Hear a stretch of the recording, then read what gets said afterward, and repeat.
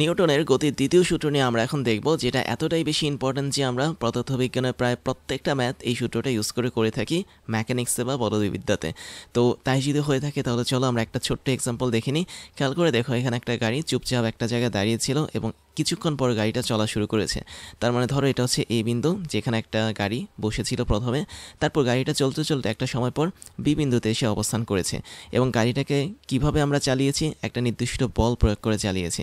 তো তুমি ধরে নাও গাড়িটা যেদিকে চলছে আমি সেদিক বরাবর একটা বল প্রয়োগ করেছি এবং এই হচ্ছে আমাদের এখানে বলের মানটা তুমি ধরে নাও হচ্ছে এফ পরিমাণ বল। এখন তুমি যখন বল প্রয়োগ করবে গাড়িতে, তখন গাড়িটার কিন্তু বেগের পরিবর্তন হবে। কীভাবে হবে দেখো, একদম শুরুতে তুমি ধরে নাও গাড়ির বেগটা ছিল ইউ, তাহলে বেগ যেহেতু ভেক্টর, তার মানে আমরা এখানে ইউ ভেক্টর ইউজ করতে পারি। এবং বি বিন্দুতে যখন গাড়িটা আসছে তখন তার বেগটা হয়ে গেছে ভি পরিমাণ বেগ, এবং একই সাথে সাথে বেগ যখন পরিবর্তন হয়েছে তাহলে আমি বলতে পারি ভরবেগেরও একটা পরিবর্তন হয়েছে। তাহলে এই বিন্দুতে থাকা অবস্থায় আমাদের এই গাড়িটার যে ভরবেগটা ছিল সেটা হচ্ছে এম ইন্টু ইউ, আর আমাদের বি বিন্দুতে যখন গাড়িটা চলে এসেছে তখন তার ভরবেগটা ছিল এম ইন্টু ভি। তাহলে এখানে এই যে ভরবেগের একটা পরিবর্তন দেখতে পাচ্ছি, এই পরিবর্তনটার মেইন কারণটা হচ্ছে কি আমাদের বল বা প্রযুক্ত বল। তো আমরা গাড়িটার উপর যখন বল প্রয়োগ করব তখন এই বলটা কিন্তু একটা নির্দিষ্ট সময় ধরে কাজ করে। কতটুকু সময় হতে পারে, ধরো টি পরিমাণ সময় ধরে কাজ করে। এখন এই টি পরিমাণ সময়টাকে আমরা একটা সময়ের পার্থক্য হিসেবে দেখতে পারি। কিভাবে? ধরো এই বিন্দুতে থাকা অবস্থা আমাদের সময়ের মানটা ছিল টি1, এবং বি বিন্দুতে যখন গাড়িটা চলে এসেছে তখন তার সময়ের মানটা ছিল টি2। তার মানে টি1 থেকে টি2 একটা সময়ের পার্থক্য তৈরি হয়েছে। ওই পার্থক্যটাকে আমরা এখানে টি হিসেবে লিখেছি। তার মানে সময়ের পার্থক্যটাকে আমরা টি হিসেবে না লিখে বেসিক্যালি ডেল টি হিসেবে লিখি। তাহলে এখানে ডেল টির মানটা হচ্ছে কি সময়ের একটা পার্থক্য, যেটা হচ্ছে আমাদের শেষ সময় মাইনাস হচ্ছে আমাদের আদি সময়। তো তুমি এখানে শেষ সময়টাকে হচ্ছে টি ফাইনালও ধরতে পারো অথবা টি2ও ধরতে পারো, আর আদি সময়টাকে তুমি টি ইনিশিয়াল বা টি1ও ধরতে পারো, কোনো সমস্যা নেই। তো এই যে একটা নির্দিষ্ট সময়ের পার্থক্যের মধ্যে আমাদের প্রযুক্ত বলের জন্য বস্তুর ভরবেগের পরিবর্তন হয়েছে, এই টোটাল কনসেপ্টটা আসলে নিউটনের দ্বিতীয় সূত্রকে নির্দেশ করে। নিউটন সাহেব তার দ্বিতীয় সূত্রে যেটা বলেছেন সেটা হচ্ছে, কোনো একটা বস্তুর উপর আমি যদি বল প্রয়োগ করি তাহলে ওই বলটা হচ্ছে বস্তুর ভরবেগের পরিবর্তনের হারের সমানুপাতিক হবে। দ্যাট মিনস খুব সহজ একটা কথা হচ্ছে কি, আমাদের এখানে ভরবেগের পরিবর্তন হয়েছে। যেমন তুমি ধরতে পারো এটা হচ্ছে আমাদের আদি ভরবেগ বা পি ইনিশিয়াল বা পিআই, আর এটা হচ্ছে আমাদের এখানে ফাইনাল ভরবেগ বা শেষ ভরবেগ, যেটাকে আমরা বলতে পারি পিএফ। তো এই যে এখানে ভরবেগের একটা পরিবর্তন হচ্ছে, এই পরিবর্তনের হার বা সময়ের সাথে ভরবেগের পরিবর্তনের যে রেট, সেটাই হচ্ছে প্রযুক্ত বলের সমানুপাতিক। এখন বিষয়টা কীরকম দেখো, আমরা এখানে দেখতে পাচ্ছি যে ডেলটি পরিমাণ একটা সময় আছে। আচ্ছা আমি তোমাদেরকে একটু দেখাই। তুমি এখানে ডেলটি পরিমাণ একটা নির্দিষ্ট সময় নিয়েছো এবং এই ডেলটি পরিমাণ নির্দিষ্ট সময়ের মধ্যে তোমার ভরবেগের একটা পরিবর্তন চলে এসেছে, সেটা হচ্ছে আমাদের শেষ ভরবেগ মাইনাস হচ্ছে আদি ভরবেগ। তাহলে এই হচ্ছে আমাদের পিএফ মাইনাস হচ্ছে এই আমাদের পিআই। তাহলে শেষ ভরবেগ আর আদি ভরবেগের পরিবর্তন, এটাকে আমরা কিন্তু আরেকভাবে লিখতে পারি, সেটা হচ্ছে ডেল পি হিসেবে লিখতে পারি। তাহলে ডেল পি মানে হচ্ছে কি ভরবেগের পরিবর্তন, এবং এটা হচ্ছে ডেলটি পরিমাণ সময়। তাহলে আমি যদি একক সময়ে ভরবেগের পরিবর্তনটাকে বের করতে চাই তাহলে ঐকিক নিয়ম করে আমরা এখানে 1 বসাতে পারি। দ্যাট মিনস আমাদের একক সময় ভরবেগের পরিবর্তন যেটা হবে সেটা হচ্ছে অবশ্যই ঐকিক নিয়ম করলে উপরে বসবে হচ্ছে ডেল পি, নিচে বসবে নিচে বসবে হচ্ছে আমাদের এখানে ডেল টি। তাহলে del P divide by del T যে করলাম, এটা আমাদের কি নির্দেশ করে? একক সময় ভরবেগের পরিবর্তনটাকে নির্দেশ করে। এবং নিউটনের দ্বিতীয় সূত্র অনুসারে এই একক সময় ভরবেগের যে পরিবর্তনটা, এটাই আসলে আমাদের প্রযুক্ত বল বা এফ এর সমানুপাতিক। আর ভরবেগটা যেহেতু ভেক্টর, তার মানে আমরা উপরে একটা ভেক্টর সাইন এভাবে দিতে পারি। তো এই হচ্ছে আমাদের নিউটনের গতির দ্বিতীয় সূত্রের প্রথম কনসেপ্ট, যে কোনো একটা বস্তু যখন ভরবেগের পরিবর্তন হবে সেটা হচ্ছে বস্তুর উপর প্রযুক্ত বলের সমানুপাতিক হবে সেটা। এবং একই সাথে দ্বিতীয় আরেকটা কনসেপ্ট আছে, সেটা হচ্ছে বস্তুর ভরবেগের পরিবর্তন যেদিকে ঘটবে বলটাও সেদিকে ক্রিয়া করবে। দ্যাট মিনস তুমি দেখতে পাচ্ছ আমাদের এখানে বলটা কিন্তু এই বিন্দু থেকে শুরু করে বি বিন্দুর দিকে কাজ করছে, বা এ থেকে বি অভিমুখে কাজ করছে। তার মানে বল বা প্রযুক্ত বলের দিক যেদিকে, ভরবেগের পরিবর্তনটাকে সেদিকে হবে। তুমি দেখতে পাচ্ছ এ থেকে বি বিন্দুতেই কিন্তু আমাদের ভরবেগটা পরিবর্তন হয়েছে। তাহলে এ থেকে বি বিন্দুর দিকে যেহেতু ভরবেগের পরিবর্তন হয়েছে, এটার মেন রিজনটা হচ্ছে কি বলের দিক, কেননা আমরা বলও প্রয়োগ করেছি এই বিন্দু থেকে শুরু করে বি বিন্দুর দিকে। এখন আমাদের এই সূত্রটাকে অনেকভাবে মডিফাই করা যায়। আমরা এখানে 1-2টা ওয়ে দেখব। প্রথম ওয়েটা হচ্ছে কি, তুমি দেখতে পাচ্ছ আমাদের এখানে ডেল পির কিন্তু একটা নির্দিষ্ট মান আছে। দ্যাট মিনস পিএফ মাইনাস হচ্ছে পিআই। তাহলে তুমি চাইলে আমাদের এখানে এই জিনিসটাকে কয়েকভাবে মডিফাই করতে পারো। আমি এটাকে ধরো 1 নং ইকুয়েশন দিলাম। তো এখন দেখো 1 নং ইকুয়েশনটাকে আমরা কীভাবে মডিফাই করতে পারি। আমরা ইচ্ছে করলে এটাকে এভাবে লিখতে পারি না, যে উপরে লিখতে পারি আমি এখানে পিএফ, দ্যাট মিনস শেষ ভরবেগ, তারপর হচ্ছে মাইনাস, তারপর এখানে লিখতে পারি পিআই, তার মানে আদি ভরবেগ। দ্যাট মিনস এটা ডিভাইড বাই আমি যদি ডেল টি করি তাহলে এটা কার সমানুপাতিক হয়? অবশ্যই প্রযুক্ত বল বা এফ এর সমানুপাতিক হয়। তাহলে এটা হচ্ছে একটা ফরম্যাট। অথবা তুমি এটাকে আরেকটা ফরম্যাটে লিখতে পারো, আলাদা করে দাও এটাকে, পি এফ ডিভাইড বাই হচ্ছে del T minus P I divide by হচ্ছে ডেল টি। তার মানে শেষ ভরবেগের হার বা সময়ের সাথে শেষ ভরবেগের পরিবর্তন মাইনাস হচ্ছে সময়ের সাথে আদি ভরবেগের পরিবর্তন, এটাও আসলে কার সমানুপাতিক হবে? অবশ্যই প্রযুক্ত বল বা এফের সমানুপাতিক হবে। তাহলে এই কনসেপ্টটা কিন্তু আমরা এখানে রাখতে পারি। তো এই দুটো কনসেপ্ট আমরা দেখলাম যে এখানে সময়ের সাথে যদি শেষ ভরবেগের পরিবর্তনটাকে আমি সময়ের সাথে আদি ভরবেগের পরিবর্তনের হারের মাধ্যমে বিয়োগ করি তাহলে আমরা একটা প্রযুক্ত বল পাবো। দ্যাট মিনস সেটা হচ্ছে প্রযুক্ত বলের সমানুপাতিক হবে। তারপর দেখো আমরা এখানে আরেকভাবে এটাকে মডিফাই করতে পারি, সেটা হচ্ছে তুমি অন্যভাবে এটাকে লিখতে পারো। দ্যাট মিনস তুমি দেখতে পাচ্ছ আমাদের এখানে পিএফ মাইনাস পিআই দেওয়া আছে, তাই না? তাহলে আমি এখানে লিখতে পারি পিএফ এর মানটা সরাসরি, তাহলে এটা হচ্ছে কি এম ইন্টু ভি।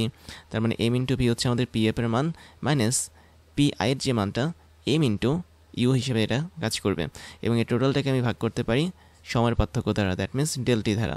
তাহলে এই টোটালটা আসলে কিসের সমানুপাতিক হবে? অবশ্যই আমাদের প্রযুক্ত বল বা এফ এর সমানুপাতিক হবে। এখন দেখো উপরের থেকে কিন্তু আমাদের এখানে এমটাকে আমরা কমন নিতে পারি। তাহলে এমকে যদি আমি কমন নিই আমাদের ভেতরে থাকছে কি ভি মাইনাস ইউ। তাহলে বেগের পরিবর্তনটা হচ্ছে ভেতরে থাকছে, ডিভাইড বাই হচ্ছে সময়ের পরিবর্তনটা থাকছে। তাহলে এটা কার সমানুপাতিক? অবশ্যই প্রযুক্ত বল এফ এর সমানুপাতিক। তাই যদি হয় আমাদের ঘটনা, তোমরা জানো যে সময়ের সাথে বেগের পরিবর্তনের যে হারটা সেটাকে আমরা ত্বরণ বলে থাকি। তার মানে v minus u divide by t যেটা দেওয়া আছে এটা আসলে আমাদের ওই বস্তুটার ত্বরণ হিসেবে কাজ করে। তাহলে এম ইন্টু এ যেটা, এটা কার সমানুপাতিক? অবশ্যই প্রযুক্ত বলের সমানুপাতিক।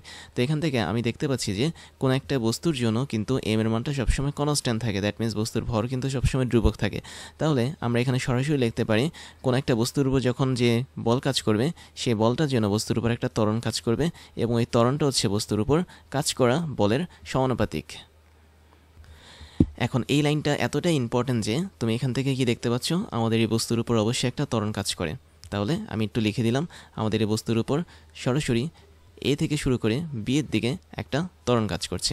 তাহলে ত্বরণের যে দিকটা সেটা অবশ্যই প্রযুক্ত বলের দিকের সমান হবে। এবং একই সাথে এই লাইনটা কেন ইম্পর্টেন্ট যে কোনো একটা বস্তু, ধরো কথার কথা, কোনো একটা বস্তু সমবেগে চলছে, দ্যাট মিনস ভি হচ্ছে আমাদের এখানে কোনো একটা বস্তুর জন্য 5 মিটার পার সেকেন্ড। তো যখন কোনো একটা বস্তু সমবেগে চলে তখন তার মধ্যে কিন্তু কোনো ত্বরণ কাজ করে না, দ্যাট মিনস ওই বস্তুর জন্য আমরা জানি এ বা ত্বরণ মানটা কী হয়? 0 হয়। তো যখন কোনো একটা বস্তুর উপর কোনো ত্বরণ কাজ করবে না তখন তুমি 100% শিওর থাকবে ওই বস্তুর উপর আসলে কোনো বলও কাজ করবে না, according to Newton's second law. কারণ নিউটনের দ্বিতীয় সূত্র বলছে কোনো একটা বস্তুর উপর যখন প্রযুক্ত বল কাজ করবে তখনই আমরা সেখান থেকে একটা ত্বরণ পাবো। বাট যখন বস্তুটা সমবেগে চলবে তখন কিন্তু তার মধ্যে কোনো ত্বরণ নেই। আর যদি ত্বরণ না থাকে তার মানে বস্তুর উপর যেই প্রযুক্ত বলটা আছে সেটা কি শূন্য থাকবে, তাহলে ওই বস্তুর উপর কোনো বল কাজ করবে না।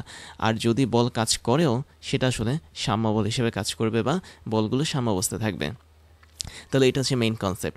তো এফ যে সবসময় শূন্য হবে তা না, আমাদের এখানে সমবেগে চলা বস্তুর উপর এফ এর মানটা বা বলের যে মানগুলো আছে সেগুলো সাম্যাবস্থা থাকতে পারে।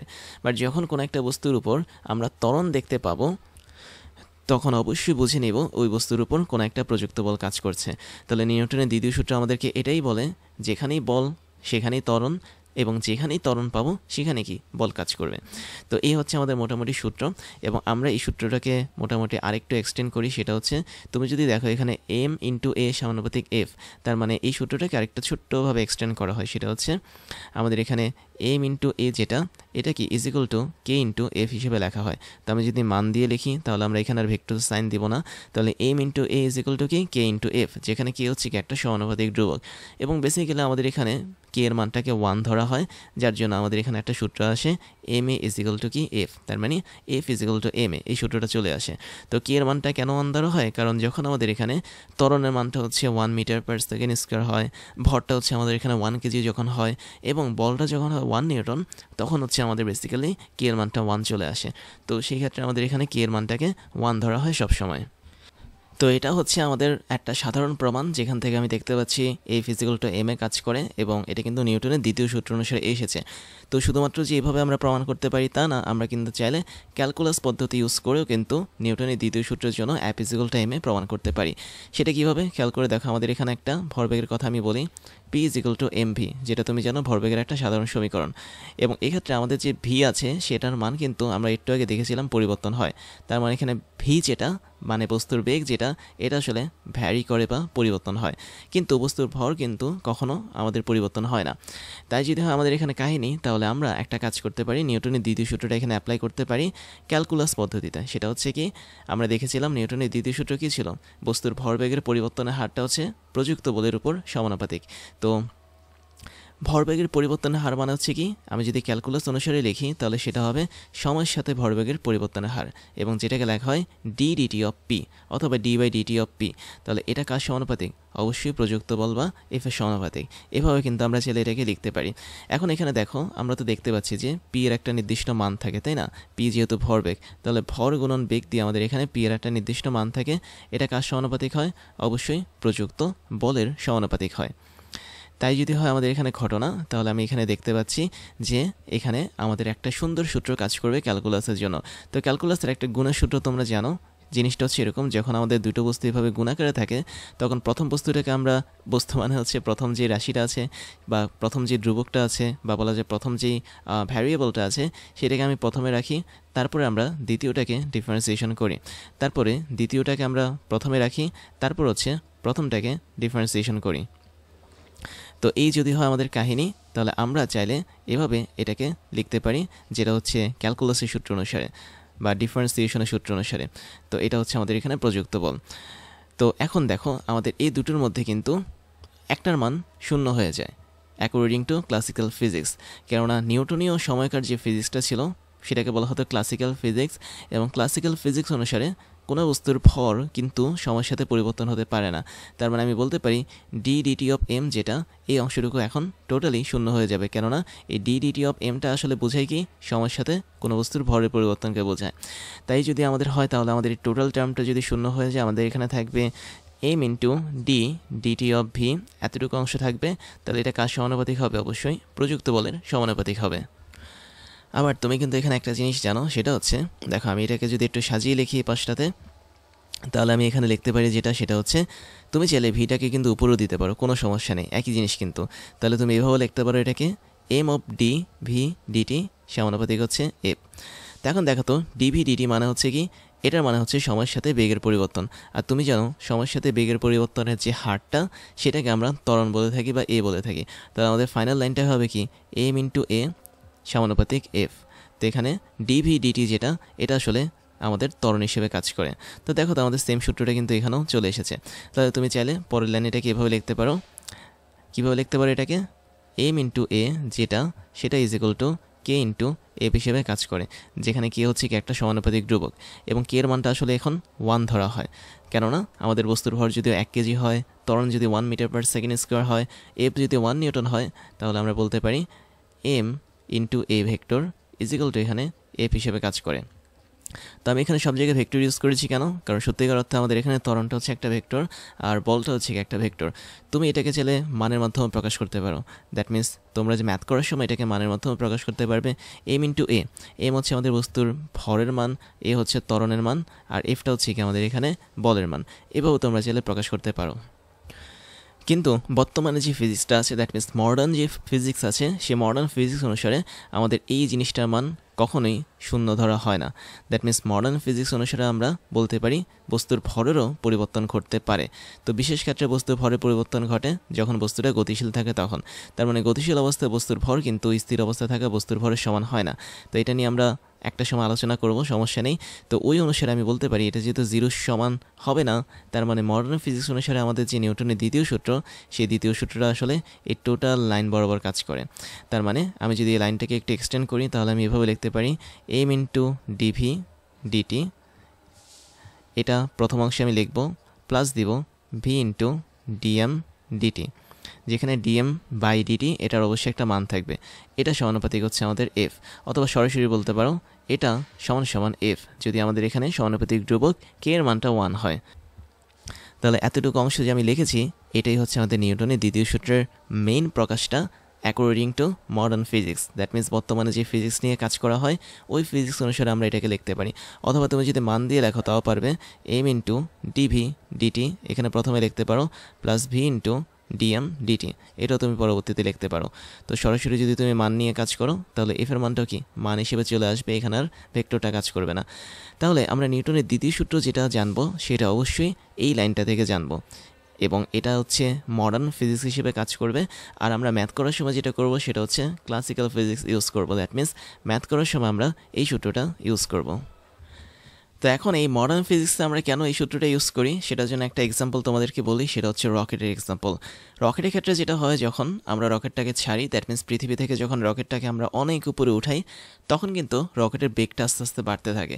একই সাথে রকেটের কিন্তু জ্বালানি খরচ হয়, আর জ্বালানি যদি খরচ হয় তোমরা দেখতে পাচ্ছ সময়ের সাথে কিন্তু রকেটের ভরটাও কি কমতে থাকে।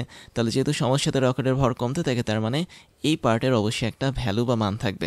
আবার বেগের মানটা যেহেতু বাড়তে থাকে, তার মানে সময়ের সাথে সাথে বেগেরও কি একটা পরিবর্তন থাকবে। তার মানে এই দুটো পার্টের অবশ্যই স্পেসিফিক মান থাকবে যখন আমরা কোনো একটা রকেটকে উপরে ছুঁড়ে মারবো, মানে হচ্ছে মহাকাশে ছুঁড়ে মারবো।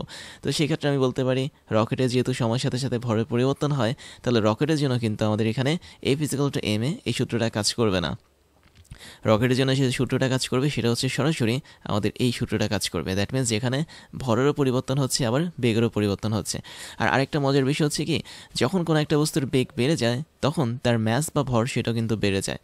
বিষয়টা আসলে আইনস্টাইনের থিওরি অফ রিলেটিভিটি অনুসারে হয়। দ্যাট মিনস স্থির অবস্থায়, আমি যদি তোমাদেরকে একটু ছোট্ট করে দেখাই, যে স্থির অবস্থায় ধরো কোনো একটা বস্তুর ভর হচ্ছে m0, এবং গতিশীল অবস্থায় আমাদের ওই বস্তুটার ভর হচ্ছে ধরো m, শুধুমাত্র m। তাহলে এই m যে ভরটা আছে তার মানটা হবে আমাদের অনেকটা এরকম, যে স্থির অবস্থার ভর that means m0 divide by √1 - v² divide by c², যেখানে v হচ্ছে ওই বস্তুটার বেগ এবং c হচ্ছে আমাদের আলোর বেগ। তো এই সূত্র অনুসারে আসলে আমরা একটা নতুন ভর পাই, যে ভরটা হচ্ছে কি অবশ্যই বেশি থাকবে। তার মানে গতিশীল অবস্থায় যদি আমাদের কোনো একটা বস্তুর ভর হয় হচ্ছে m, তাহলে এই m এর মানটা অবশ্যই m0 এর চেয়ে বেশি হবে। সুতরাং আমি বলতে পারি m এর মান m0 এর চেয়ে বেশি হবে। এবং মজার বিষয় হচ্ছে, একটা বস্তু কিন্তু নর্মালি সাধারণ কোনো গতিপ্রাপ্ত হলে কিন্তু তার ভরটা বাড়বে না, তাকে প্রচণ্ড লেভেলে গতিপ্রাপ্ত হতে হবে। দ্যাট মিনস আমাদের এখানে যে ভিটা আমরা দেখতে পাচ্ছি, এই ভি এর মানটা প্রায় আলোর বেগের কাছাকাছি হতে হবে, তা না হলে কিন্তু ভরটা বাড়তে পারবে না উল্লেখযোগ্যভাবে। তো তুমি হয়তো ধরতে পারো যে কোনো একটা গাড়ি যখন চলাচল করে তখন তারও কিন্তু বেগ থাকে, তার মানে তারও কি ভর বেড়ে যায়, অবশ্যই কিন্তু ভরটা বাড়ে। দ্যাট মিনস তুমি যখন দৌড়াতে থাকবে, তুমি যখন অনেক গতি নিয়ে দৌড়াবে বা হাঁটতে থাকবে যখন গতিভাবে, মানে গতিশীলভাবে, তখনও তোমার ভরটা বাড়বে, বাট এটা খুবই কম লেভেলে বাড়বে বা খুবই কম পরিমাণে বাড়বে, এই জন্য এটা আমরা ধরতে পারি না। বাট তুমি যদি আলোর বেগে প্রায় দৌড়াতে থাকো বা চলতে থাকো, তখন তোমার ভরটা হচ্ছে মোটামুটি উল্লেখযোগ্য হারে বাড়বে।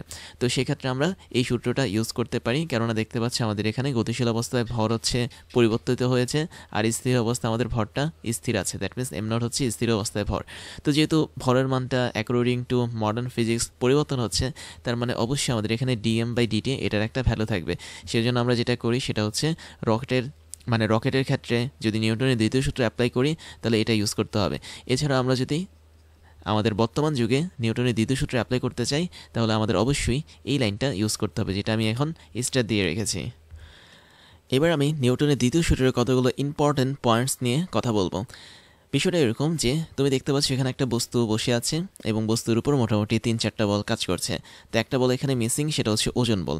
তো ধরে নাও বস্তুর উপর ওজন বল ডব্লিউ নিচের দিকে কাজ করে এবং বস্তুর ঠিক উপরের দিকে একটা প্রতিক্রিয়া বল বা এন কাজ করে, এবং এটা কিন্তু বস্তুর সারফেস থেকে বস্তুটা পেয়ে থাকে। এখন এখানে ডব্লিউ এবং এন পরিমাণ বল কিন্তু সমান ও বিপরীতমুখী, তার মানে এরা একে অপরকে কেটে দেয়। তার মানে বস্তুর উপর এই বলের কোনো প্রভাব থাকে না। তাহলে আমি এই দুটো বলকে কেটে দিতে পারি, একটা হচ্ছে ডব্লিউ, একটা হচ্ছে আমাদের এন বল। কিন্তু আমি যদি এখন বস্তুটাকে নির্দিষ্টটার দিকে এফ বলে না টেনে দুইটা বলে যদি টানি, ধরো এটা হচ্ছে আমাদের F1 বল, না F1 না, আমি এটাকে এফ ধরলাম, আর আমি ধরলাম পিছনের দিকে আমি বস্তুটাকে F1 পরিমাণ বলে টানছি, তখন কি ঘটনা ঘটবে? আমরা তো এতক্ষণ দেখেছিলাম নিউটনের দ্বিতীয় সূত্রতে একটা মাত্র বল কাজ করে, বাট যখন আমাদের দুইটা বল কাজ করবে তখন নিউটনের দ্বিতীয় সূত্রটা আমাদের একটু পরিবর্তন হয়ে যাবে। কেমন হবে?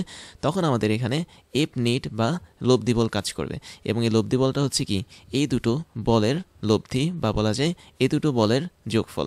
তাহলে এই দুটো বল কিভাবে যোগ করব? তুমি দেখতে পাচ্ছ এফ পরিমাণ বলটা যদি সামনের দিকে কাজ করে, তাহলে F1 পরিমাণ বলটা কিন্তু পেছনের দিকে কাজ করে, একদম পেছনের দিকে।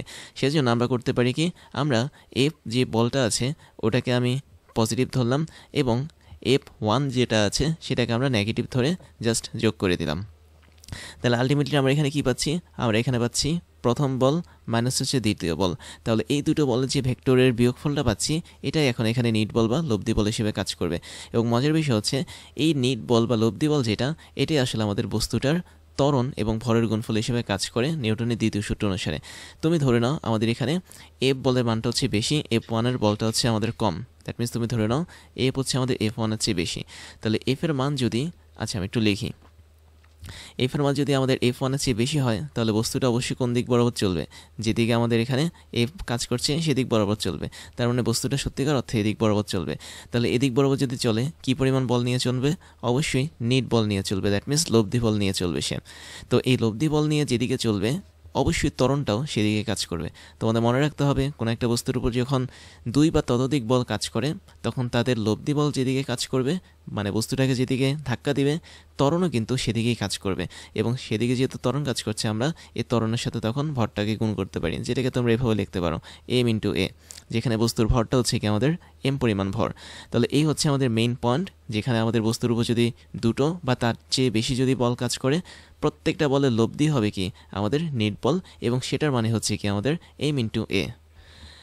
এখন এখানে তুমি যদি আরেকটা কন্ডিশন দেখো, সেটা হচ্ছে আমি একটা বস্তুকে টান দিলাম একটা নির্দিষ্ট দিকে, বাট বস্তুটার যেই ত্বরণ বা বলা যে বস্তুটার যে বেগ সেটা হচ্ছে অন্যদিকে ঘটলো। যেমন আমি দড়ির মাধ্যমে উপরের দিকে বস্তুটাকে টান দিচ্ছি, বাট বস্তুটার ত্বরণ ঘটছে হচ্ছে এই বরাবর। তখন আমাদের কি কেস কাজ করবে? তখন আমাদের যে কেসটা কাজ করবে সেটা হচ্ছে এফ যে বলটা আছে সেই বলটার একটা নির্দিষ্ট উপাংশ যেটা ত্বরণ বরাবর কাজ করে সেটাই হবে আমাদের এখানে নিট বল বা লব্ধি বল। তাহলে দেখো এই কেসের জন্য আমি কিন্তু নিউটনের দ্বিতীয় সূত্র এভাবে লিখতে পারি যে এফ বল যেদিকে কাজ করছে সেদিকে কিন্তু ত্বরণ কাজ করছে না, এফ বল কাজ করছে একটু উপরের দিকে, দ্যাট মিনস ভূমির সাথে থিতা কোণ করে, বাট আমাদের ত্বরণটা কাজ করছে হচ্ছে সরাসরি ভূমি বরাবর বা অনুভূমিক বরাবর। তার মানে আমি যদি বলি যে ত্বরণ বরাবর বা ভূমির বরাবর আমাদের এফ বলের একটা উপাংশ কাজ করে সেটা হচ্ছে এফ কস থিতা, তাহলে এই এফ কস থিতাটাই হচ্ছে কি আমাদের ত্বরণের জন্য দায়ী। তাহলে এফ কস থিতাটাকে আমরা এখন নিট বল বা লব্ধি বল হিসেবে বলতে পারি এই বস্তুর জন্য, এবং তার মানটাই হবে কি আমাদের এম ইন্টু এ। তাহলে আমি দেখতে পাচ্ছি যে সবসময় যে এ ফিজিক্যালটা এম হবে ব্যাপারটা আসলে তা না। যখন কোন একটা বল কোনো একটা বস্তুর উপর এমনভাবে কাজ করবে যে ওই বস্তুর ত্বরণও যদি সেম দিকে কাজ করে তাহলে অবশ্যই ওই বলের একটা নির্দিষ্ট উপাংশ যেটা ত্বরণ বরাবর কাজ করবে সেটাই হবে ওই বস্তুর জন্য নিট বল। অথবা আমি যদি বলতে পারি আরেকটু সহজ করে, আমাদের প্রযুক্ত বলটাকে অবশ্যই ত্বরণের প্যারালালে থাকতে হবে বা ত্বরণের সাথে সমান্তরালে থাকতে হবে। তো তাই যদি আমি দেখি তাহলে আমি দেখতে পাচ্ছি আমাদের ত্বরণটা হচ্ছে এই বরাবর কাজ করে, তাহলে ত্বরণের সাথে আমি সমান্তরাল করে অন্য একটা বলকে নিয়ে আসলাম যেটা হচ্ছে এফ বলের উপাংশ, যার মানটা হচ্ছে কি আমাদের এফ কস থিতা। তাহলে এফ কস থিতা এবং এ এরা হচ্ছে সমান্তরাল। তো আমি একটু লিখি, আমাদের এখানে নিউটনের দ্বিতীয় সূত্রের মেইন যে শর্ত সেটা হচ্ছে অবশ্যই আমাদের ত্বরণ দ্যাট মিনস এ এবং প্রযুক্ত বল দ্যাট মিনস এফ এদের দুজনকে অবশ্যই সমান্তরালে হতে হবে, মানে সমান্তরাল থাকতে হবে। সমান্তরাল মানে হচ্ছে কি একই দিকে তাদের কাজ করতে হবে। এখন এফ বলটা যদি সমান্তরাল না হয় অবশ্যই এফ বলের এমন কিছু উপাংশ থাকবে অবশ্যই যে উপাংশটা ত্বরণের সমান্তরালে হবে, তখন আমরা ওই উপাংশটাকে নিয়েই আমরা টোটাল নিট বলটাকে তৈরি করব। তো এখন এই কনসেপ্টটা হচ্ছে একটু আলাদা, সেটা হচ্ছে তুমি এখানে দেখতে পাচ্ছ পরপর আমি দুটো সিস্টেম বসিয়েছি। তার মানে আমি এখানে প্রথম সিস্টেমে দেখতে পাচ্ছি দুইটা বল কাজ করে, দ্বিতীয় সিস্টেমে দেখতে পাচ্ছি একটা এমন বল কাজ করে যেটা ত্বরণের সাথে একটা নির্দিষ্ট কোণ করে আছে। এখন এই সিস্টেমগুলোর মধ্যে কিন্তু দুইটা বল শুধু যে কাজ করবে তা না, একটা বল যেভাবে কাজ করবে তা না, অনেকগুলো বল কাজ করতে পারে।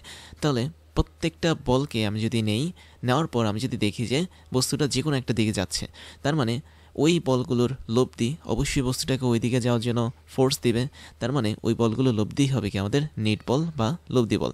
তো এই লব্ধি বলের মানটাই হচ্ছে কি আমাদের এম ইন্টু এ হিসেবে কাজ করবে। তাহলে নিউটনের দ্বিতীয় সূত্র যেটা, এটার মধ্যে সবচেয়ে ইম্পর্টেন্ট যে পয়েন্টটা সেটা হচ্ছে কোনো একটা সিস্টেম হতে পারে, সেই সিস্টেমে একটা ব্লক থাকতে পারে, দুইটা ব্লক থাকতে পারে, বা কপিকল থাকতে পারে, বা হচ্ছে একটা ব্লকের সাথে আরেকটা ব্লক যুক্ত থাকতে পারে, বা একটা বস্তুর সাথে আরেকটা বস্তু একে অপরের উপরে নিচে থাকতে পারে। তো অনেকভাবে হতে পারে।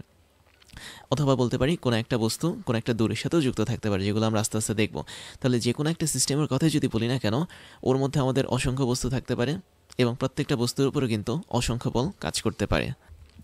তো অসংখ্য বল কাজ করার পর ওই সিস্টেমটার মধ্যে থাকা বস্তুগুলো যদি একটা নির্দিষ্ট দিকে যাত্রা করে তাহলে বুঝতে হবে ওই বস্তুর মধ্যে অবশ্যই ত্বরণ কাজ করছে, এবং এই ত্বরণের জন্য যে বলটা কাজ করবে সেই বলটাই হবে কি অবশ্যই আমাদের নিট বলের সমানুপাতিক। সেটা দ্যাট মিনস ওই বস্তুর উপর যতগুলো বল কাজ করছে সবগুলো বলের যে লব্ধি, সে লব্ধিটাই হচ্ছে আমাদের ওই বস্তু বা ওই সিস্টেমের মধ্যে কাজ করা যে ত্বরণটা, সে ত্বরণের সমানুপাতিক। তারপর আরেকটা ব্যাপার দেখো, আমাদের এখানে যে নিট বলটা কাজ করছে বা আমরা এখানে বস্তুটাকে টানছি, যে কোনো দিক দিয়ে আমি বস্তুটাকে টানি না কেন, এটা কিন্তু একটা এক্সটার্নাল ফোর্স বা বাহ্যিক বল। তাহলে সবসময় মনে রাখবে নিউটনের দ্বিতীয় সূত্রতে যে বল কাজ করে সেটা হচ্ছে বাহ্যিক বল বা এক্সটার্নাল ফোর্স। এখানে কিন্তু বস্তুর ভেতরের দিক থেকে কোনো বল কাজ করে না। যেমন আমি যদি বলি যে ধরো বস্তুটার ভেতরে কেউ একজন বসে আছে, সে হচ্ছে বস্তুটাকে এখানে ঠেলছে। তার মানে এই যে বস্তুটাকে ভেতর থেকে ঠেলছে কোনো একটা বল, ধরো হচ্ছে F1 পরিমাণ বলে, এটা কিন্তু অভ্যন্তরীণ বল। এবং বেসিক্যালি এই ধরনের বলগুলোর জন্য আমাদের বস্তুটা কিন্তু স্ট্রেস বা স্ট্রেনের মধ্যে পড়ে। দ্যাট মিনস তার মধ্যে বিকৃত হয় বা হচ্ছে পীড়ন ঘটে। তো এই ধরনের বলগুলো কিন্তু আমাদের কনসিডারেশনে থাকবে না। আমরা সবসময় যে বল নিয়ে কাজ করব সেটা হচ্ছে বাহ্যিক বল নিয়ে কাজ করব। দ্যাট মিনস এমন কিছু বল যেটা বস্তুকে বাইরে থেকে পুশ করবে অথবা পুল করবে। দেখো খেয়াল করার কথাটা, একটা হচ্ছে বস্তুটাকে ওই বলটা পুশ করতে পারে এবং আরেকটা হচ্ছে বস্তুটাকে ওই বলটা পুল করতে পারে। পুল মানে হচ্ছে বস্তুটাকে টানতে পারে, পুশ মানে হচ্ছে বস্তুটাকে ধাক্কা মারতে পারে। তাহলে যেই সমস্ত বল ধাক্কা মারতে পারবে বস্তুটাকে অথবা টানতে পারবে বাইরের দিক থেকে, ওই সমস্ত বল নিয়ে আমাদের নিউটনের দ্বিতীয় সূত্র কাজ করে এবং ওই সমস্ত বলগুলো থেকে আমরা এখানে লব্ধি বলটা পেয়ে থাকি। তাহলে সবসময় মনে রাখবে নিউটনের দ্বিতীয় সূত্রের কথা যখন আসবে, অবশ্যই বলের যে কনসেপ্টটা সেটা হচ্ছে বাহ্যিক বল এবং এমন বল যারা ধাক্কা দিতে পারে অথবা টান দিতে পারে কোনো একটা স্পেসিফিক বস্তুকে। এবার আমি তোমাদেরকে একটা ছোট্ট কনসেপ্ট দেখাই, সেটা হচ্ছে তুমি যদি ত্রিমাত্রিক কোনো একটা দিক বিন্যাসের কথা চিন্তা করো বা বলা যায় তুমি যদি একটা 3D স্পেসের কথা চিন্তা করো, তাহলে অবশ্যই আমাদের বলের তিনটে উপাংশ থাকে, তাই না? কী কী উপাংশ থাকে দেখো, তুমি ধরে নাও আমাদের এখানে একটা বল আমরা অ্যাপ্লাই করেছি কোনো একটা বস্তুর উপর, সেটা হচ্ছে F পরিমাণ বল এবং F পরিমাণ বলটা হচ্ছে একটা ত্রিমাত্রিক বল। তার মানে ভেক্টর ল অনুসারে বা ভেক্টরের সূত্র অনুসারে আমাদের এই বলের তিনটে উপাংশ থাকবে। একটা হচ্ছে আমাদের এক্স অক্ষ বরাবর উপাংশ থাকবে, একটা হচ্ছে ওয়াই অক্ষ বরাবর উপাংশ থাকবে, একটা হচ্ছে জেড অক্ষ বরাবর উপাংশ থাকবে। এখন এই যে এখানে উপাংশগুলো দেখতে পাচ্ছি, এই উপাংশগুলো কোথায় কাজ করবে? অবশ্যই বস্তুটার উপর কাজ করবে। তাহলে যখন কোনো একটা বস্তুকে তুমি এফ বলে ধাক্কা দিবে এই পৃথিবীতে, যেহেতু পৃথিবীটা হচ্ছে কি একটা ত্রিমাত্রিক স্থান, এই জন্য ওই বস্তুর উপর তিনটা অক্ষ বরাবর এরকম তিনটা বল কাজ করবে। তো যদি তুমি ধরে নাও কোনো একটা বস্তুর উপর এরকম একটা বল প্রয়োগ করাতে ওই বস্তুর উপর তিনটা অক্ষ বরাবর তিনটা বল অ্যাপ্লাই হয়েছে, তাহলে ওই বস্তুটার উপর অবশ্যই এই তিনটা অক্ষ বরাবর বলের জন্য তিনটা ত্বরণ কাজ করবে, তাই না? খুবই সিম্পল একটা কনসেপ্ট। তাহলে আমি বলতে পারি আমাদের এফএক্স পরিমাণ যে বলটা আছে ওর জন্য বস্তুর উপর একটা ত্বরণ কাজ করবে, সেটা এক্স অক্ষ বরাবর এ ত্বরণ মানে এ এক্স ত্বরণ, এবং এফ ওয়াই পরিমাণ উপাংশের জন্য ওই বস্তুর উপর এ ওয়াই পরিমাণ ত্বরণ কাজ করবে, যেটা ওয়াই অক্ষ বরাবর, এবং এফ জেড পরিমাণ বলের জন্য ওই বস্তুর উপর এ জেড পরিমাণ ত্বরণ কাজ করবে, সেটা হচ্ছে জেড অক্ষ বরাবর।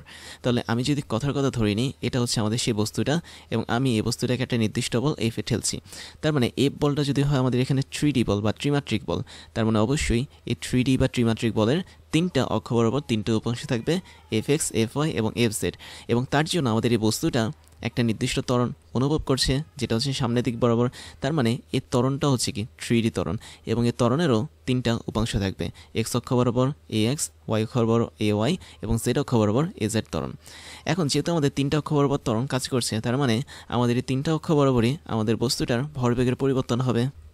তাহলে সমস্যাতে আমাদের এক্স ওয়াই জেড অক্ষ বরাবর তিনটা অক্ষ বরাবর ভরবেগের পরিবর্তন হবে এই তিনটা বলের জন্য। তাহলে আমি এটাকে আরেকটু এক্সটেন্ড করতে পারি, সেটা কীরকম? আমরা যে জানি কোনো একটা বস্তুর জন্য ভরবেগের পরিবর্তনের হার হচ্ছে কি প্রযুক্ত বলের সমানুপাতিক। তো আমরা এভাবে লিখতে পারি না যে এফ এক্স যদি হয় আমাদের এক্স অক্ষ বরাবর একটা অ্যাপ্লাই করা বল, তাহলে এটা কার সমানুপাতিক হবে? অবশ্যই এক্স অক্ষ বরাবর ভরবেগের পরিবর্তনের হারের সমানুপাতিক হবে, যেখানে পি এক্স মানে হচ্ছে কি এক্স অক্ষ বরাবর ভরবেগের পরিবর্তন। আবার তুমি দেখতে পাচ্ছ এফ ওয়াই হচ্ছে ওয়াই অক্ষ বরাবর একটা প্রযুক্ত বল, তাহলে এর মানটা কার সমানুপাতিক হবে? অবশ্যই ওয়াই অক্ষ বরাবর ভরবেগের পরিবর্তনের হারের সমানুপাতিক হবে। আবার এফ জেড হচ্ছে কি আমাদের কোন একটা বল, সেটা হচ্ছে জেড অক্ষ বরাবর কাজ করে, তাহলে এটা কার সমানুপাতিক হবে? অবশ্যই জেড অক্ষ বরাবর ভরবেগের পরিবর্তনের হারের সমানুপাতিক হবে। তো এই কনসেপ্টটা তোমরা মনে রাখবে যে যখন আমরা কোনো একটা বল অ্যাপ্লাই করবো কোনো একটা বস্তুর উপর মহাবিশ্বে, সেটা অবশ্যই 3D বা ত্রিমাত্রিক বল হবে এবং ওই বলের তিনটা উপাংশই ওই বস্তুর উপর কাজ করবে এবং তিনটা উপাংশ বরাবর আমরা তিনটা আলাদা ত্বরণ পাবো। তাহলে আমি বলতে পারি এখানে আরেকটু ছোট্ট করে তোমাদেরকে দেখাই, সেটা হচ্ছে আমরা এখানে অবশ্যই এফ এক্সের যে মানটা পাবো সেটা হবে কি এ এক্স ইন্টু এম, অথবা আমি বলতে পারি এম ইন্টু এ এক্স। আমি একটু ঠিক মতো লিখি, এম ইন্টু এ এক্স এখানে কাজ করবে। আবার আমি এখানে এফ ওয়াইয়ের যে মানটা পাবো সেটা হবে কি এম ইন্টু এ ওয়াই। আবার আমি এখানে একই সাথে এফ জেডের যে মানটা পাবো সে মানটা কী হবে? অবশ্যই এম ইন্টু এ জেড হবে। তাহলে এই যে তোমরা দেখতে পাচ্ছ আমাদের এখানে বলের তিনটা উপাংশ, এই তিনটা উপাংশের জন্য প্রত্যেকটার মানই কিন্তু এ ফিজিক্যাল টু এম এ হিসেবে কাজ করে এবং তিনটা বলের যে উপাংশ এটা কিন্তু কোনো একটা বস্তুর উপর 3টা অক্ষ বরাবর ভরবেগের পরিবর্তনের হারকেও নির্দেশ করে। তো এটা হচ্ছে আমাদের মেইন কাহিনী এবং এভাবে আমাদের এটা মনে রাখতে হবে। এবং এখানে ভালো করে দেখতে পাচ্ছ যে এক্স অক্ষ বরাবর যে বলের উপাংশটা কাজ করে কেবল সেই অক্ষ বরাবর ত্বরণের জন্য কিন্তু সেটা দায়ী। দ্যাট মিনস এ এক্স যে ত্বরণটা আছে এটা কিন্তু এক্স অক্ষ বরাবর ত্বরণ, তার মানে এই ত্বরণের জন্য কে দেয়? আসলে এক্স অক্ষ বরাবর বলের উপাংশটা দায়ী। আবার এই ওয়াই পরিমাণ ত্বরণ এটাও কিন্তু ওয়াই অক্ষ বরাবর কাজ করে, তার মানে এই ত্বরণের জন্য কে দেয়? ওয়াই অক্ষ বরাবর বলের উপাংশ দেয়। আবার এখানে এ জেড বরাবর যে ত্বরণটা সেটা কিন্তু জেড অক্ষ বরাবর কাজ করে, তার মানে ওই ত্বরণের জন্য আমাদের এখানে এফ জেডটা দায়ী। তাহলে তোমাদেরকে আরেকটা জিনিস দেখাই, সেটা হচ্ছে তুমি ধরো কথার কথা আমাদের এখানে এই কনসেপ্টটা আমি একটু সেকেন্ড মেথডে দেখাই। দেখো আমরা এখানে দেখতে পাচ্ছি কি F cos theta is equal to M into A, এটা নিয়ে তো আমাদের কোনো সন্দেহ নেই। এটাকে আমরা ছিল কিন্তু অন্যভাবেও লিখতে পারতাম। কীভাবে লিখতে পারতাম? তুমি দেখতে পাচ্ছ এফ পরিমাণ বল যেটা সেটার একটা ছোট্ট উপাংশ, that means F cos theta, সেটাই কেবলমাত্র ত্বরণ বরাবর কাজ করছে। দ্যাট মিনস 3D ত্বরণ বা এ ত্বরণ বরাবর কাজ করছে। তার মানে এ ত্বরণ বরাবর বলের যে উপাংশটা কাজ করছে সেই উপাংশটাকে নিয়েই আমি কিন্তু নিউটনের দ্বিতীয় সূত্র বানাতে পারি। তাহলে এটা আমাদের কি মিন করে? এটা আমাদের সেটাই মিন করে যে অবশ্যই ত্বরণ এবং প্রযুক্ত বল একে অপরের প্যারালাল হতে হবে। একই সাথে তুমি দেখতে পাচ্ছ ত্বরণ যেদিকে কাজ করবে বস্তুর বেগের পরিবর্তন কি সেদিকেই ঘটবে। তাই যদি হয় তাহলে আমি বলতে পারি না বস্তুর বেগের যে পরিবর্তনটা দ্যাট মিনস ডেল ভি, এটাও কি হবে? অবশ্যই প্যারালাল থাকবে ফোর্স অথবা অ্যাক্সিলারেশনের সাপেক্ষে। তাহলে কোনো একটা বস্তুর উপর বল প্রয়োগ করলে তার ত্বরণের পরিবর্তনটা যেদিকে ঘটে, বা বলা যায় ত্বরণের তো পরিবর্তন হয় না, মানে ত্বরণ যেদিকে ঘটে আর কি, এবং বস্তুর বেগের যে পরিবর্তনটা ঘটে সেই একই দিকে কিন্তু আমাদের প্রযুক্ত বলটা কাজ করবে। দ্যাট মিনস প্যারালালভাবে কাজ করবে। তার মানে এই বস্তুর জন্য আমাদের সামনের দিকে বেগের একটা পরিবর্তন ঘটবে। দ্যাট মিনস এখানে ডেল ভি কাজ করবে। প্রথমে বেগ থাকবে হচ্ছে আদি বেগ, পরে একটা নির্দিষ্ট সময় পরে বেগ থাকবে হচ্ছে শেষ বেগ। তো এই বেগের পরিবর্তনটার সাথে ত্বরণের যেই মানটা সেটা প্যারালালভাবে থাকে। দ্যাট মিনস বেগের পরিবর্তন যেদিকে ঘটে ত্বরণটাও সেদিকে কাজ করে, একই সাথে প্রযুক্ত বলটাও কি সেদিকে কাজ করে। এখন আমি তোমাদেরকে সেকেন্ড কনসেপ্টের কথা বলেছিলাম, চলো ওটা একটু দেখি। ওটা হচ্ছে এরকম যে তুমি ধরো এখন তুমি শুধুমাত্র এফ বল নিয়ে কাজ করবে, তুমি এই ত্বরণটাকে নিয়ে কাজ করবে না। তার মানে আমি যদি চাই যে আমি এখানে এফ বলটাকে নিয়ে কাজ করব, এফ কস থিটা আনবো না, তখন আমাদের যেটা দেখতে হবে সেটা হচ্ছে এফ বল যেদিকে কাজ করছে একটা নির্দিষ্ট কোণ বরাবর, তাই না? থিটা পরিমাণ কোণ বরাবর। কিন্তু এফ বল বরাবর আমাদের কিন্তু কোনো ত্বরণ কাজ করছে না, কেননা ত্বরণটা হচ্ছে সরাসরি অনুভূমিক বরাবর কাজ করছে, বা এফ বলের সাপেক্ষে থিটা কোণে কাজ করছে ত্বরণটা। তার মানে আমি যদি এফ বলটাকে নিয়েই কাজ করতে চাই নিউটনের দ্বিতীয় সূত্রতে, তাহলে আমরা যেটা করতে পারি সেটা হচ্ছে আমরা ত্বরণের একটা উপাংশ যেটা এফ বল বরাবর কাজ করে সেটাকে নিয়ে আমরা এখানে কাজ করতে পারি। দ্যাট মিনস তুমি দেখতে পাচ্ছ আমাদের এখানে এফ বল বরাবর ত্বরণের একটা উপাংশ অবশ্যই কাজ করবে, সেটার নামই হবে কি? এ কস থিটা। তার মানে এ হচ্ছে ত্বরণ, ওর একটা উপাংশ কস থিটার মাধ্যমে যুক্ত হয়ে এফ বল বরাবর সেটা কাজ করবে। তাহলে এই ক্ষেত্রে আমরা সূত্রটাকে এখন ভিন্নভাবে লিখতে পারি। কীভাবে লিখতে পারি? আমাদের এফ বলটা যেদিকে কাজ করছে ঠিক একই দিকে কিন্তু আমাদের এখানে এ কস থিটারা কাজ করবে। তাহলে ত্বরণ যেদিকে কাজ করে, মানে ত্বরণের উপাংশ যেদিকে কাজ করে, আমাদের প্রযুক্ত বল কি সেদিকে কাজ করে। তাহলে আমরা সরাসরি সূত্রটা এখন কীভাবে লিখতে পারবো? F is equal to M into a cos theta. তাহলে এখানে আমরা কি করেছি? আমরা কিন্তু এখানে এফের মানটা পরিবর্তন করিনি, সরাসরি এফটাকে কাজে লাগিয়েছি। তাহলে এফ যখন আমি কাজে লাগাবো আমি দেখব আমাদের এফ বরাবর বা এই বলটা বরাবর কোনো ত্বরণ কাজ করছে কি না। হ্যাঁ, কাজ করছে। একটা হচ্ছে কি ত্বরণের একটা উপাংশ বা এ কস থিটা কাজ করছে। তাহলে যেহেতু এ কস থিটাটা আমাদের প্রযুক্ত বল বরাবর কাজ করছে, তাই আমরা ওই ত্বরণটার উপাংশটাকে ভরের সাথে গুণ করলে কিন্তু নিউটনের দ্বিতীয় সূত্র অনুসারে এই সমীকরণটা পেয়ে যাব। তার মানে আমরা চাইলে এই সমীকরণটা ইউজ করতে পারি অথবা আমরা এই সমীকরণটা ইউজ করতে পারি, দুটোই কিন্তু কারেক্ট। তার মানে দুইটা ক্ষেত্রে আমাদের কনসেপ্ট হচ্ছে একই থাকবে। প্রযুক্ত বল যেদিকে কাজ করে সেদিক বরাবর যদি ত্বরণ কাজ করে কোনো সমস্যা নেই, আমরা এরকম একটা সমীকরণ বানিয়ে ফেলতে পারবো। তো এখন আমি তোমাদেরকে যেটা দেখাবো সেটা হচ্ছে কয়েকটা বাস্তব উদাহরণ দেখাবো যেখানে সত্যিকার অর্থে নিউটনের দ্বিতীয় সূত্র কাজ করে। দ্যাট মিনস নিট বল সমানুপাতিক এ অথবা নিট বল is equal to M A, এটা কাজ করে। তাহলে আমাদের এখানে একটু দেখাই ইম্পর্টেন্ট পয়েন্টের মেন বিষয়টা, মানে বিষয়বস্তু হচ্ছে কি আমরা একটা মাত্র সূত্র এখানে কাজ করবো, সেটা হচ্ছে নিট বল is equal to M A. তাহলে এই সূত্র নিয়ে আমরা এখন সামনে আগাবো। তো আমি একটু নিচে লিখে ফেলি রেড কালারে যে আমাদের নিউটনের দ্বিতীয় সূত্র অনুসারে আমরা এটার একটা মডিফাইড ভার্সন পেয়েছি, এবং এই মডিফাইড ভার্সন মানে হচ্ছে কি কোনো একটা বস্তুর উপর যেই লব্ধি বলটা কাজ করবে বা নিট বল যে কাজ করবে এবং লব্ধি বলগুলোর যেই সমষ্টি সেটাই হবে কি আমাদের এম ইন্টু এ, যেখানে এ হচ্ছে ওই বস্তুটার ত্বরণ এবং এ মানে এম হচ্ছে ওই বস্তুটার ভর এবং এ হচ্ছে কি ওই বস্তুটার ত্বরণ। তাই যদি হয় আমি কয়েকটা বাস্তব এক্সাম্পল দেখাই, খেয়াল করে দেখো। আমরা এখানে পরপর 3টা ব্লককে বসিয়েছি, দ্যাট মিনস 3টা বস্তুকে বসিয়েছি M1 M2 এবং M3 ভরের।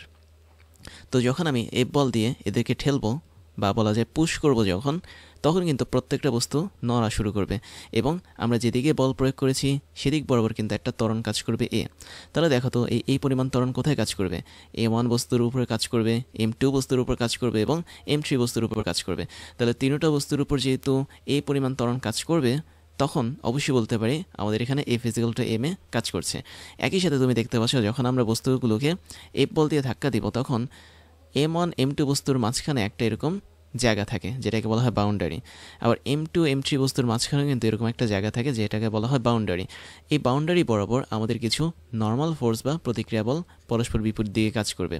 এই বাউন্ডারি বরাবর আমাদের কিছু নর্মাল ফোর্স বা প্রতিক্রিয়া বল বিপরীত দিকে কাজ করবে। তাহলে আলটিমেটলি এই সমস্ত বলগুলো যে আমরা পাচ্ছি, তাহলে কি একটা বল তো আর এখানে কাজ করছে না, এই বলের পাশাপাশি অনেকগুলো বল কাজ করছে। তুমি দেখতে পাচ্ছ এখানে একটা নর্মাল ফোর্স N1 কাজ করবে, এখানে আরেকটা নর্মাল ফোর্স N1 কাজ করবে। তার মানে সমান ও বিপরীতমুখী সেম পরিমাণ নর্মাল ফোর্স বা প্রতিক্রিয়া বল কাজ করবে। আবার এখানে N2 পরিমাণ বল কাজ করলো, এখানে হচ্ছে N2 পরিমাণ বল কাজ করলো। তাহলে এই যে আমরা এখানে তিনটা বল পাচ্ছি, একটা হচ্ছে F, একটা হচ্ছে N1, একটা হচ্ছে আমাদের N2, এই তিনটা বল মিলে যে লব্ধি তৈরি করবে সেটাই হচ্ছে কি আমাদের নিট বল। এবং ওই নিট বলটা তখন কি হবে? আমাদের ত্বরণ গুণন টোটাল বস্তুগুলোর ভরের মানে গুণফলের সমান হবে। দ্যাট মিনস আমি যদি বলি এই তিনটা বল নিয়ে আমাদের এখানে একটা লব্ধি বল তৈরি হবে, এফ নিট বল। এর মানটা হবে কি? এর মানটা হবে তিনটা বস্তুর ভরের যোগফল। তুমি ধরে নাও এখানে তিনটা বস্তুর ভরের যোগফল হচ্ছে বড় হাতের M. That means M1 + M2 + M3 হচ্ছে কি এম। তাহলে ওই এম এর সাথে আমরা সিম্পলি কাকে যোগ করব, মানে গুণ করব? ত্বরণ এ কে গুণ করব। তো এই হচ্ছে আমাদের মেইন কাহিনী। তাহলে সবসময় যে একটা মাত্র বল এফ কাজ করে কোনো একটা সিস্টেমের ভেতরে তা না, অনেকগুলো বল কাজ করতে পারে। তাহলে এখানে তিনটা ব্লক যুক্ত এটাই হচ্ছে কি একটা টোটাল সিস্টেম, এবং এই টোটাল সিস্টেমের মধ্যে যেই লব্ধি বলটা কাজ করে সেটা আসলে আমাদের এই তিনটা বল থেকে আসে। দ্যাট মিনস F, N1 এবং N2 বল থেকে আসে।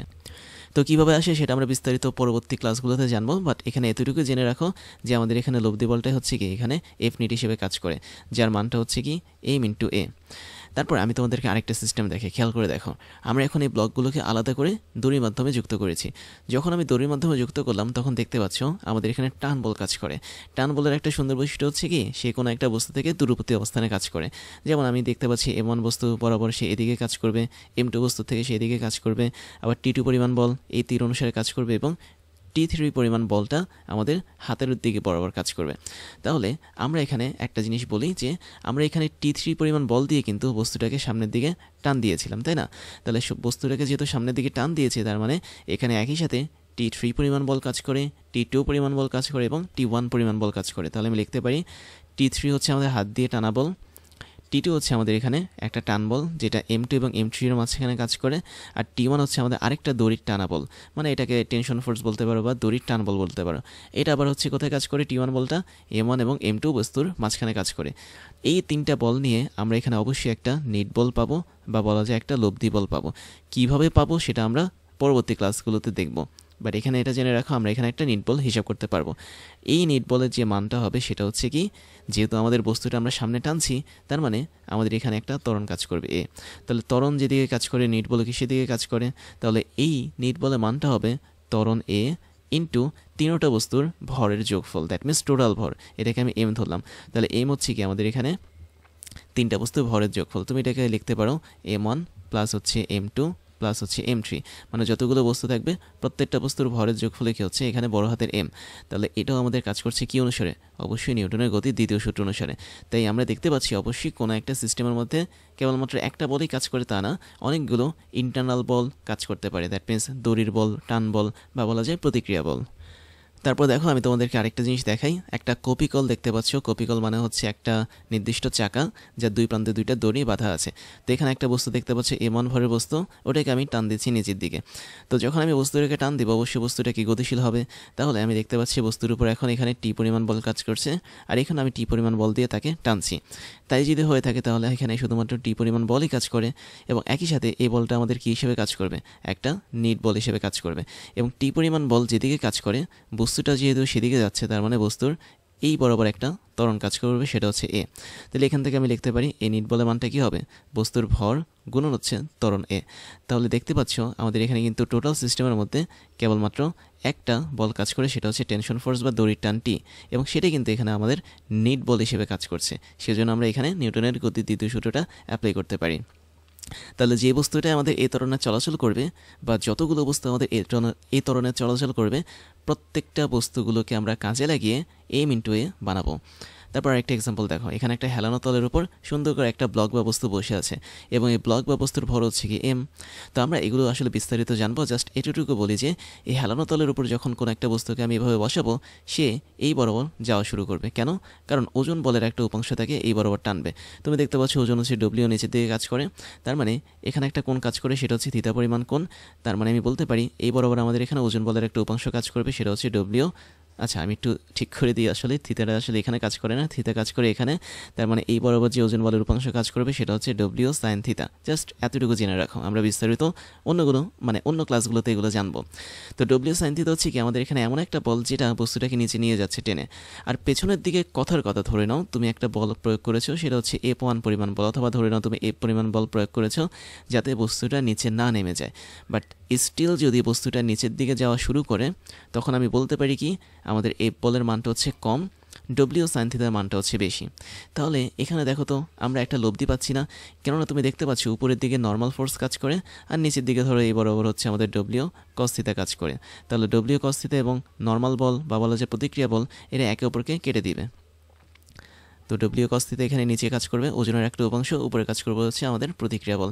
তো যেহেতু এখানে আমি একটু দেখাই আমাদের ডব্লিউ কস থিটা এবং হচ্ছে এন একে অপরকে কেটে দেয়, তার মানে এখানে কেবলমাত্র দুইটা বল কাজ করে এবং এই দুইটা বলের মধ্যে আমরা দেখতে পাচ্ছি ডব্লিউ সাইন থিটাটা হচ্ছে কি বেশি পরিমাণ শক্তিশালী, কেননা এই বলটা টেনে আমাদের বস্তুটাকে নিচে নামাচ্ছে। তাহলে এই বলের বিপরীতে কি কাজ করে? অবশ্যই এফ পরিমাণ বল, যে বল দিয়ে আমি বস্তুটাকে দড়ির মাধ্যমে টেনে ধরে রাখছি। তাহলে এটাই হচ্ছে কি আমাদের এখানে নিট বল বা লব্ধি বল হিসেবে কাজ করে। এবং বস্তু যেহেতু নিচের দিকে পড়ছে একটা নির্দিষ্ট নিট বলের জন্য, তার মানে নিচের দিকে কি অবশ্যই ত্বরণ এ কাজ করবে। তাহলে বস্তুটার ক্ষেত্রে এখানে নিট বলের মানটা কী হবে? অবশ্যই বস্তুর ভর গুণন ত্বরণ এ। তাহলে দেখতে পাচ্ছি এখানে কিন্তু আমাদের নিউটনের দ্বিতীয় সূত্র কাজ করে, যেখানে নিট বল বলতে আমরা কি বুঝছি? W sine theta minus F, এই বলটাকে বুঝছি। তো তাই যদি হয় কাহিনী, এটা আমাদের নিউটনের দ্বিতীয় সূত্রের এক্সাম্পল। আর একটা ভালো এক্সাম্পল হচ্ছে কি পুলি অথবা কপিকল, যেটাকে বাংলায় বলা হয় কপিকল আর ইংলিশে বলা হচ্ছে পুলি। পুলি বা কপিকল এটার মেইন কাহিনীটা হচ্ছে কি, দেখতে পাচ্ছি M2 ভরের বস্তুটা ভারী বেশি, এটা নিচে নেমে যাচ্ছে, আর M1 ভরের বস্তুটা হচ্ছে কম ভারী, এটাও কি উপরে উঠে যাচ্ছে। তাহলে এখানে M1 ভরের বস্তুটা নিচের দিকে একটা নির্দিষ্ট ওজনে কাজ করবে সেটা হচ্ছে M1 ইন্টু জি। M2 ভরের বস্তুটার জন্য নিচে একটা নির্দিষ্ট ওজন কাজ করবে, দ্যাট মিনস M2 ইন্টু জি। তারপর আমি দেখতে পাচ্ছি M2 ইন্টু জি যেটা এটার মান বেশি, M1 ইন্টু জি যেটা এটার মান হচ্ছে একটু কম। তাই যদি হয়ে থাকে তাহলে M2 জি, আচ্ছা আমি একটু কোন জায়গায় লিখবো, আমি এখানে একটা ভিন্ন কালারে লিখি দেখো। তাই যদি হয়ে থাকে তাহলে M2 জি এর মানটা হচ্ছে বেশি, M1 জি এর মানটা হচ্ছে কম। তাহলে এদের বিয়োগফল যেটা এটাই এখানে নিট বল হিসেবে কাজ করবে বা লব্ধি বল হিসেবে কাজ করবে। তাহলে এই লব্ধি বলের জন্যই কিন্তু আমাদের বলতে পারি M2 ভরের বস্তুটা নিচে নামছে, M1 ভরের বস্তুটা উপরে উঠছে। তাহলে M2 ভরের বস্তুটা যেহেতু নিচে নামছে, এই নামার মেইন কারণটা কি? কারণটা হচ্ছে আমাদের এখানে নিট বল বা লব্ধি বল। M1 ভরের বস্তুটা যে উপরে উঠছে, যদিও আমি দেখাতে পারছি না আসলে অ্যানিমেশনের মাধ্যমে, জাস্ট একটা ছবির মাধ্যমে দেখাচ্ছি। কাজেই ধরে নাও আমাদের M1 ভরের বস্তুটা কিন্তু উপরে উঠছে। তাহলে এই যে উপরে উঠছে সে, তার মেইন কারণটা হচ্ছে কি নিট বল। তো যখন চাকার মধ্যে দিয়ে এরকম দড়িটা চলাচল করে, একটা বস্তু উপরে উঠে একটা বস্তু হচ্ছে নিচে নামে, এবং যেহেতু একটা বলের জন্য তারা উপরে উঠছে বা নিচে নামছে, তার মানে এই বলের জন্য একটা ত্বরণও কাজ করবে সুন্দরভাবে। তাহলে আমাদের নিচের দিকে এখানে কাজ করবে এ ত্বরণ, আর এখানে আমাদের উপরের দিকে কাজ করবে কি এ ত্বরণ। তাহলে আমি বলতে পারি এই নিট বলের মান যা, সেটাই হচ্ছে কি আমাদের এই বস্তুগুলোর মধ্যে যে ত্বরণটা কাজ করছে সে ত্বরণের মান গুণন হচ্ছে আমাদের বস্তুগুলোর যে ভর আছে সে ভরের যোগফল। দ্যাট মিনস এখানে M1 এবং M2 এই দুটো বস্তুর ভরকে তুমি যদি যোগ করে বড় হাতের M পাও, তার মানে বড় হাতের Mটা আমরা কি লিখতে পারি? আমরা এখানে লিখতে পারি এটা হচ্ছে M1 প্লাস হচ্ছে M2। তাই যদি পাও তাহলে আমরা এখানে সিম্পলি M এর মানটা এখানে বসিয়ে দিতে পারি। তো এভাবে কিন্তু আমরা নিউটনের দ্বিতীয় সূত্রের যে বাস্তব প্রয়োগ বা অ্যাপ্লিকেশনগুলো সেগুলো দেখতে পাচ্ছি।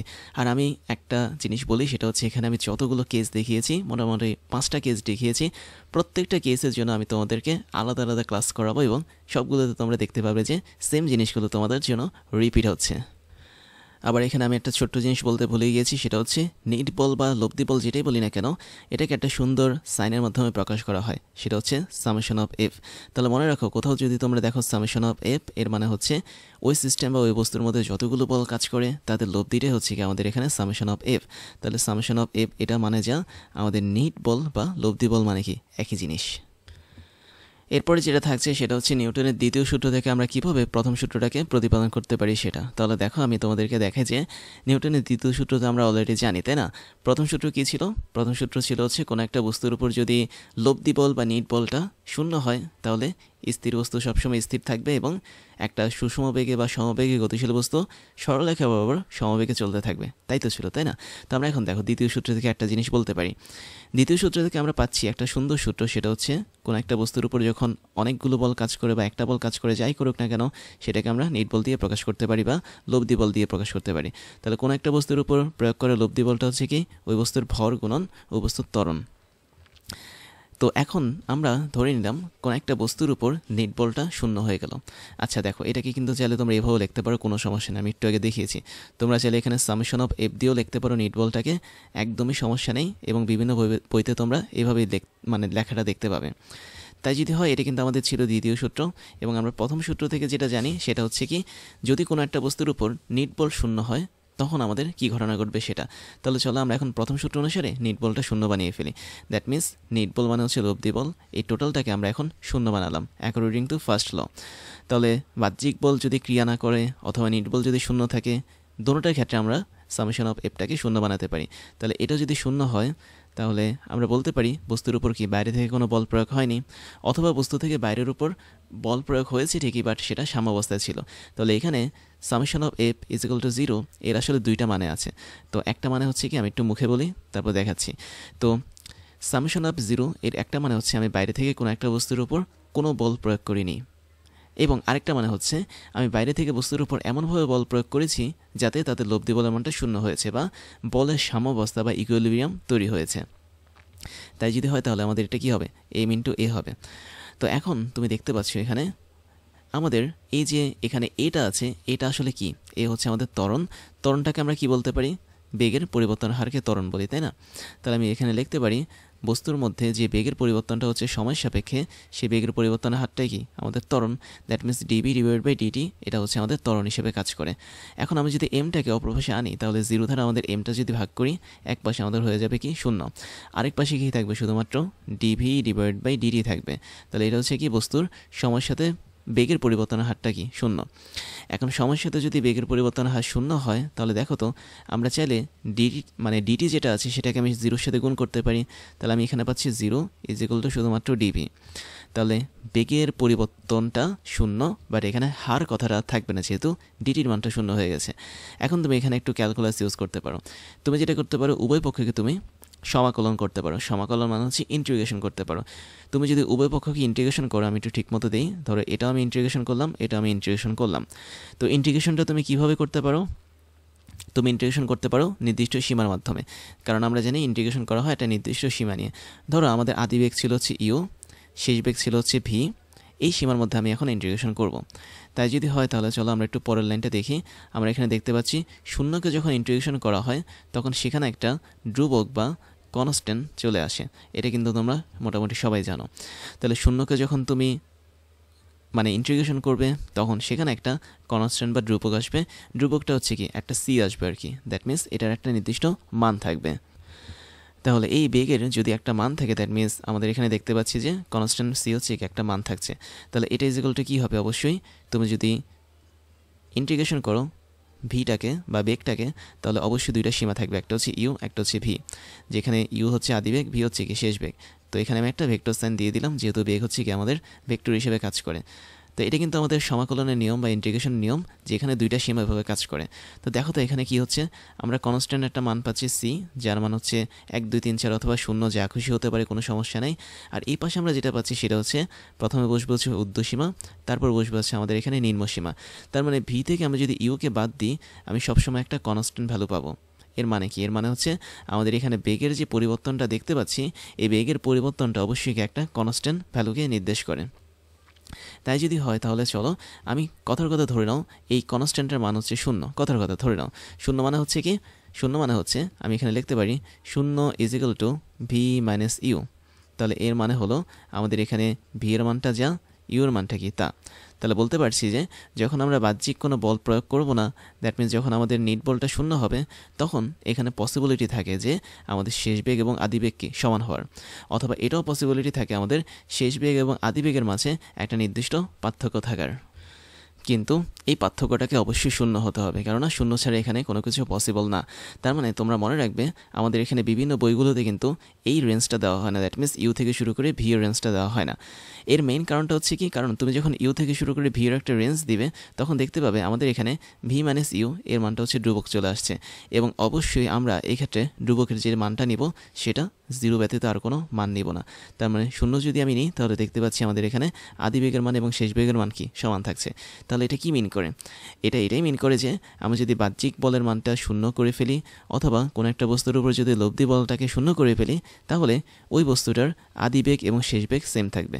দ্যাট মিনস বস্তুটার যদি আদি বেগ থেকে থাকো 5 মিটার পার সেকেন্ড, তাহলে শেষ বেগটা হবে কি আমাদের 5 মিটার পার সেকেন্ড। তার মানে বস্তুর মধ্যে কোনো বেগের পরিবর্তন হবে না। অথবা বস্তুর আদি বেগ যদি থাকে শূন্য, তাহলে শেষ বেগটা হবে কি শূন্য, তার মানে স্থির বস্তু কি স্থির থাকবে। তাহলে আমরা এখানে যে দুটো কনসেপ্ট পেলাম, এই কনসেপ্টটা কি নির্দেশ করে? স্থির বস্তু সবসময় স্থির থাকবে যদি আমি বাহ্যিক বল প্রয়োগ না করি, বা বস্তুর উপর যদি নেট বলটা শূন্য হয় তাহলে, অথবা বস্তুটা যদি সমবেগে চলে, that means 5 metre per second পরিমাণ বেগে যদি চলে, তাহলে তার বেগটা সবসময় 5 মিটার পার সেকেন্ডই থাকবে, এটা কখনো পরিবর্তন হবে না।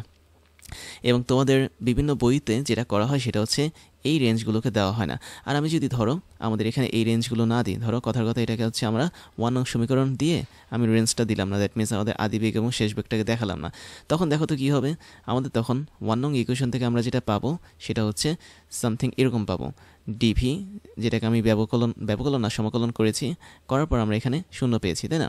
তো শূন্যটাকে আমি কি করেছি, এখানে ইন্টিগ্রেশন করেছি। তাহলে আমি বলতে পারি না যদি আমি এখানে সরাসরি ইন্টিগ্রেশন করি তাহলে শুধুমাত্র ভি পাবো।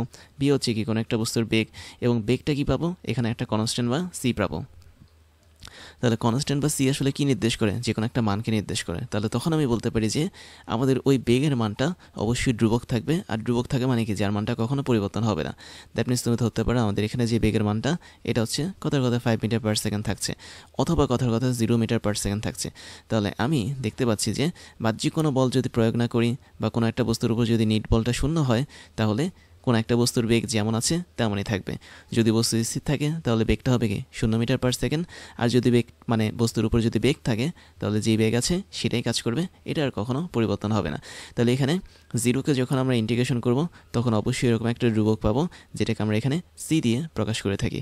আর এই ধ্রুবকটা আমাকে বলছে কি, বেগের মানটা সবসময় ধ্রুবক থাকে যখন আমরা বাহ্যিক বলটা জিরো করে দেব বা নিট বলটা জিরো করে দেব। তাহলে সেটাই কিন্তু আমাদের নিউটনের প্রথম সূত্রকে এক্সপ্লেন করে। দ্যাট মিনস নিউটনের প্রথম সূত্র কী ছিল? স্থির বস্তু সবসময় স্থির থাকবে যদি আমি বাইরে থেকে কোনো বল অ্যাপ্লাই না করি, বা বস্তুর উপর যদি প্রয়োগ করা নিট বলটা শূন্য হয়।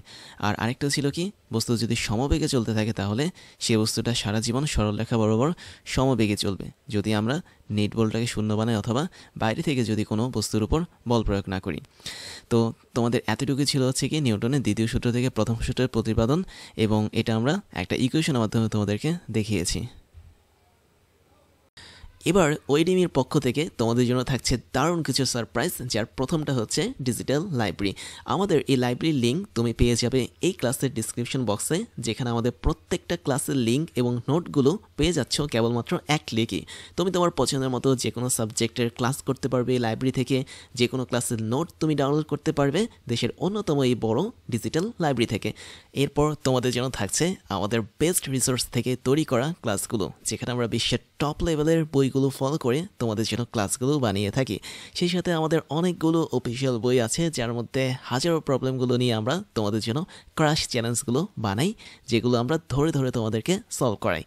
তারপরে তোমাদের জন্য থাকছে হচ্ছে আমাদের পেইড কোর্সের সুযোগ, যেখানে তোমরা ফ্রি ক্লাসগুলোতে এত পরিমাণ সুযোগ পাচ্ছ, এবং সেখানে পেইড কোর্সগুলো তোমাদের জন্য, তোমাদের প্রিপারেশনের জন্য অনেক বেশি পরিমাণ ইম্পর্টেন্ট, যেগুলো তোমাদের প্রিপারেশনগুলোকে এক্সট্রা একটা লেভেলে নিয়ে যাবে।